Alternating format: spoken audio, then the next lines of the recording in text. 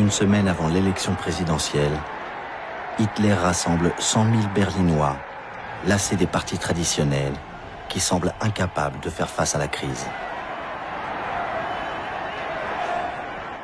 Dans la foule, Jutta Rudiger, 20 ans.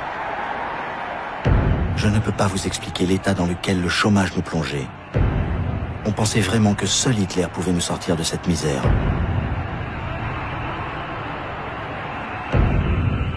Sie reden nicht von den Zehntausenden, die Jahr für Jahr den Gashahn aufdrehen, nicht weil es ihnen zu gut geht.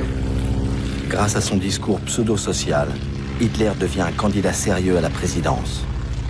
Alors la presse se déchaîne. À droite, Hitler est présenté comme le prototype de l'aventurier politique. À gauche, les insultes sont plus personnelles.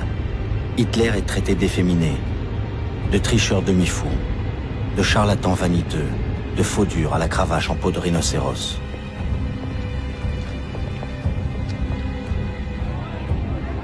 Le président sortant, le maréchal Hindenburg, réactionnaire et monarchiste, reçoit pourtant le soutien de la gauche. Ce qui montre que le danger hitlérien grandit, comme le martèle l'un de ses principaux opposants, le socialiste Otto Wels. Entscheidet euch schnell! Es ist keine Minute Zeit mehr zu verlieren. Nur einen Gedanken, ein Ziel kann es noch geben. Der Faschismus muss geschlagen werden, bis zur Vernichtung. Vorwärts und durch für die Freiheit, die Republik und die deutsch geschaffene Arbeit. 10 avril 1932, le verdict tombe. Hitler ne sera pas président. 13 millions d'Allemands ont voté pour lui.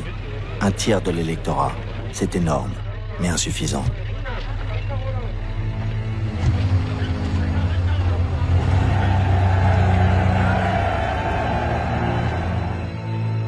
Hindenburg, réélu grâce aux socialistes, ne veut plus dépendre d'eux. Il provoque de nouvelles élections. Et Hitler poursuit sa résistible ascension. Il repart en campagne. Comme il prononce 5 discours par jour, son entourage est sonné. L'un de ses intimes dit « Nous étions comme des soigneurs qui doivent remettre leurs boxeurs en état entre chaque round. » Lui est dopé par la tribune et par la virulence. Die Gegner werfen uns Nationalsozialisten vor und mir insbesondere, dass wir intolerante, unverträgliche Menschen seien.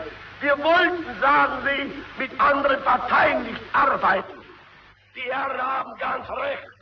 Wir sind intolerant. Ich habe mir ein Ziel gesteckt, nämlich die 30 Parteien aus Deutschland hinauszufegen. Pour Hitler, le premier parti qu'il faut abattre dans cette campagne électorale de 1932, c'est le Parti communiste. Les SA sont chargés de la besogne. Ils sont maintenant 400 000 qui s'autofinancent en payant leur uniforme et leur équipement. L'un d'entre eux, Wolf Teubert, est employé dans une délicatessen de Hambourg. À tout moment, il peut rejoindre sa cohorte motorisée. Il dit « Je n'avais qu'une chose dans la tête, risquer ma vie pour l'Allemagne. » L'humiliation du traité de Versailles avait fait de moi un passionné défenseur d'Hitler.